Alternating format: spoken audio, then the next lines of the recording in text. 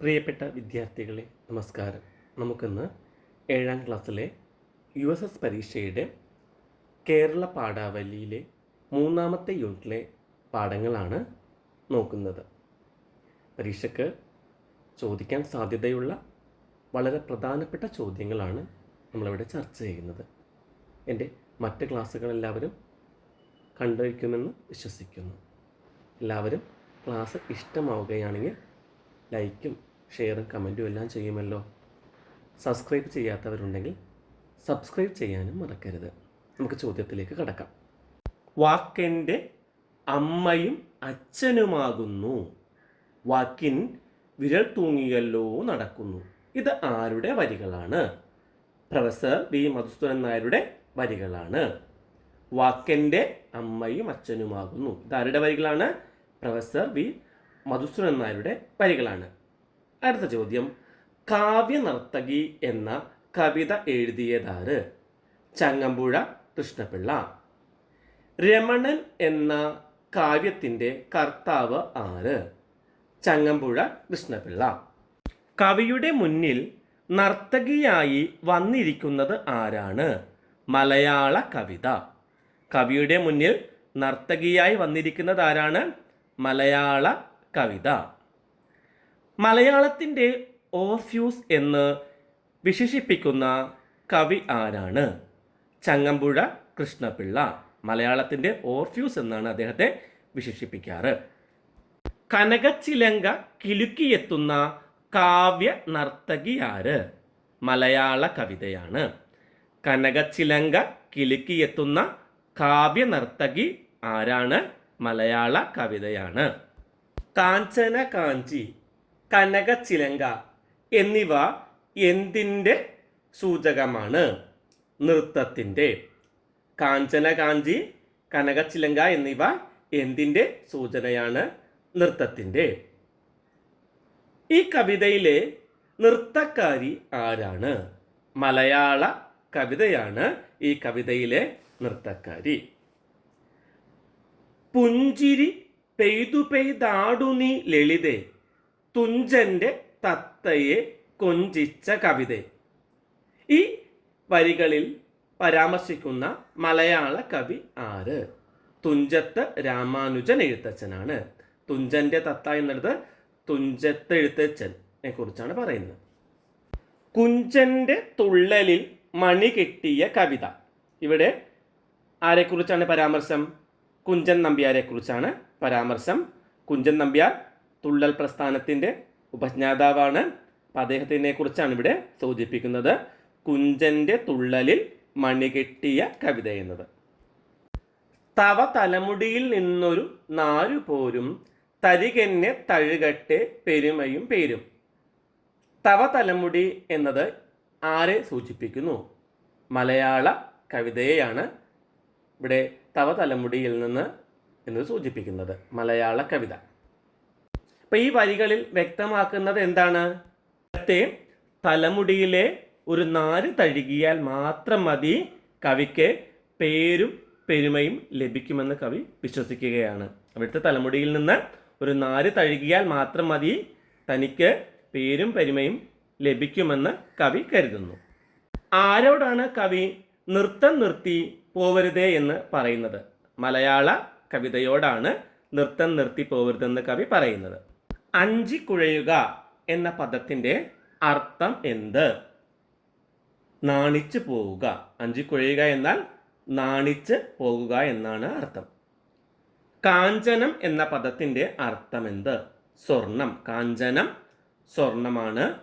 കാഞ്ചി അരഞ്ഞാണം.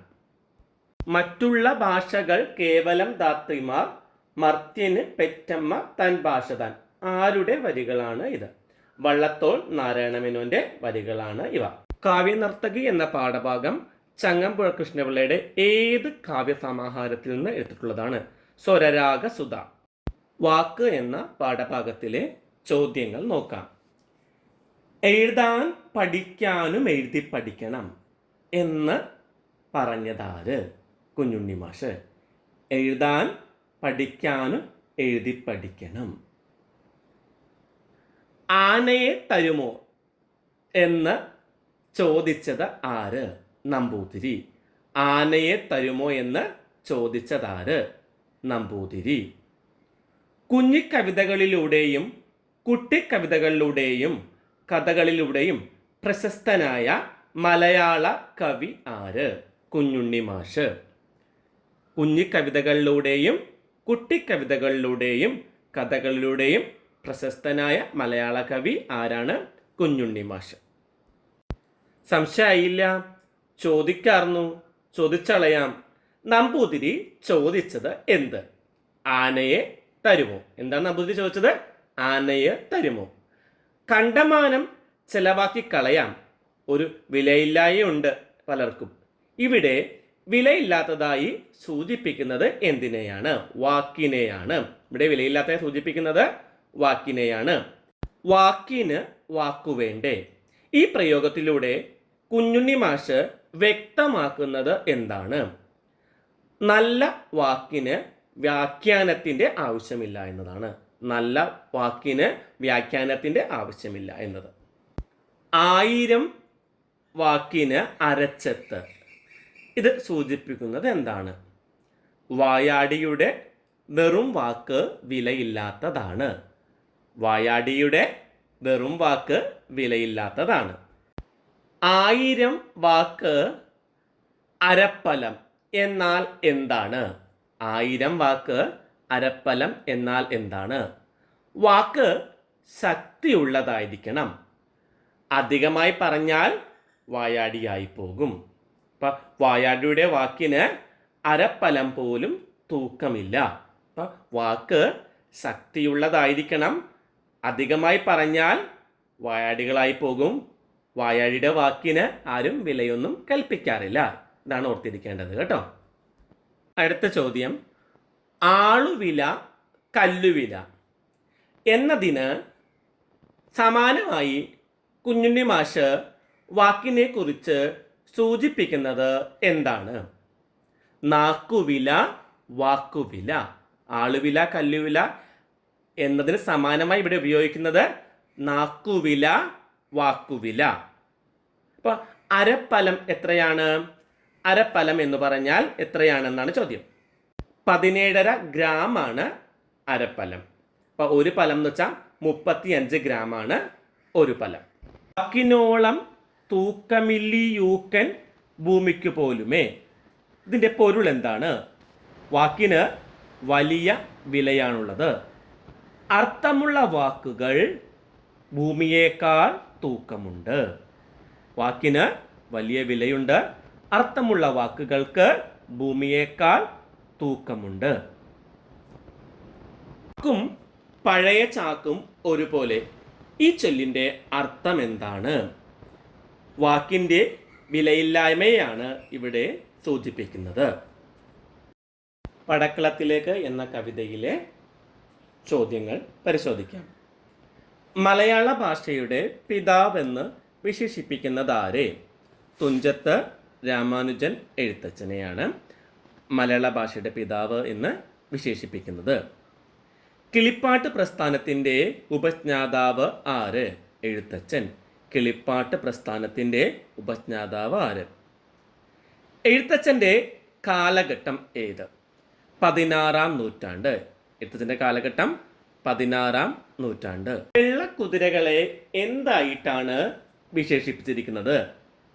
വെള്ളത്തിലെ തിര തള്ളുന്നത് പോലെ തുള്ളിക്കളിക്കുന്ന വെള്ളക്കുതിരകൾ. വെള്ളത്തിലെ തിര തള്ളുന്നത് പോലെ തുള്ളിക്കളിക്കുന്ന വെള്ളക്കുതിരകൾ. പടക്കളത്തിൽ അണിയിച്ചൊരുക്കിയ ആനകൾ മുൾത്തടിയും കൊണ്ട് നടക്കുന്നത് കണ്ടാൽ എന്തായിട്ടാണ് തോന്നുന്നത്? പൊന്നിൻ്റെ മലകൾ നടക്കുകയാണോ എന്നാണ് തോന്നുന്നത്. പടക്കളത്തിൽ അണിയിച്ചൊരുക്കിയ ആനകൾ മുൾത്തടിയും കൊണ്ട് നടക്കുന്നത് കണ്ടാൽ പൊന്നിൻ്റെ മലകൾ നടക്കുകയാണോ എന്ന് തോന്നിപ്പോകും.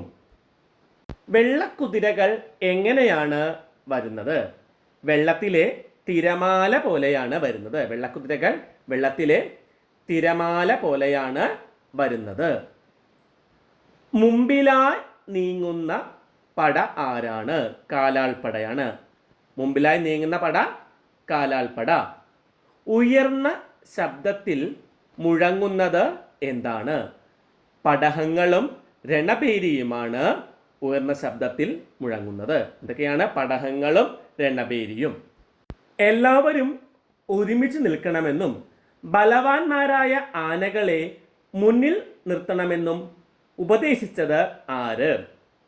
കൗരവപ്പടയെ ദ്രോണരാണ് ഇങ്ങനെ ഉപദേശിച്ചത്. എല്ലാവരും ഒരുമിച്ച് നിൽക്കണം, ബലവാന്മാരായ ആനകളെ മുന്നിൽ നിർത്തണമെന്നും ഉപദേശിച്ചത് ദ്രോണർ. ആധ്യാത്മരാമായണം കിളിപ്പാട്ട്, മഹാഭാരതം കിളിപ്പാട്ട് എന്നിവ എഴുതിയത് ആര്? തുഞ്ചത്ത് രാമാനുജൻ എഴുത്തച്ഛൻ. എഴുത്തച്ഛൻ്റെ പ്രധാനപ്പെട്ട കൃതികളാണ് ആധ്യാത്മരാമായണം കിളിപ്പാട്ടും മഹാഭാരതം കിളിപ്പാട്ടും. വൻ കടൽ പോലെ നിരന്നത് ആര്? വലിയ പട.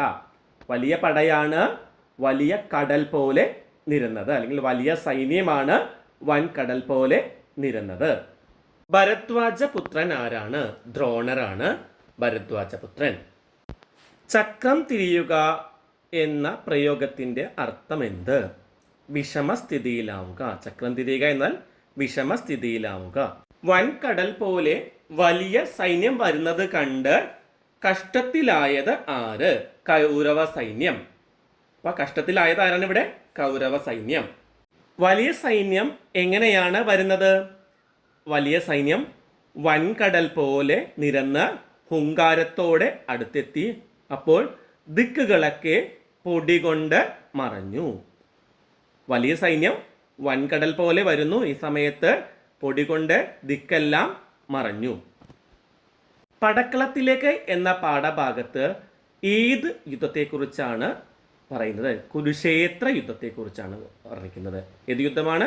കുരുക്ഷേത്ര യുദ്ധത്തെക്കുറിച്ച്. പടക്കളത്തിലേക്ക് എന്ന പാഠഭാഗം ഏത് കവിതയിൽ നിന്ന് എഴുതിയിട്ടുള്ളതാണ്? മഹാഭാരതം കിളിപ്പാട്ടിലെ ദ്രോണ പർവ്വത്തിലെ വരികളാണ് പടക്കളത്തിലേക്ക് എന്ന കവിതാഭാഗം.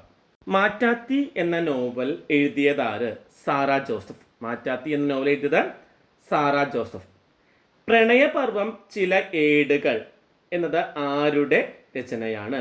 പ്രിയ AS. പ്രണയപർവം ചില ഏടുകൾ എന്നത് പ്രിയ ASന്റെ രചനയാണ്. മലയാള ഭാഷയുടെയും സാഹിത്യത്തിൻ്റെയും പരിപോഷണത്തിനു വേണ്ടി സ്ഥാപിച്ച സർവകലാശാല ഏത്? തുഞ്ചത്തെഴുത്തച്ഛൻ മലയാള സർവകലാശാല. തുഞ്ചത്തെഴുത്തച്ഛൻ മലയാള സർവകലാശാല മലപ്പുറം ജില്ലയിലെ തിരൂരിലാണ് ഇത് സ്ഥിതി ചെയ്യുന്നത്. ഇന്നത്തെ ക്ലാസ് നമുക്കിവിടെ അവസാനിപ്പിക്കാം. എല്ലാവർക്കും നന്ദി, നമസ്കാരം.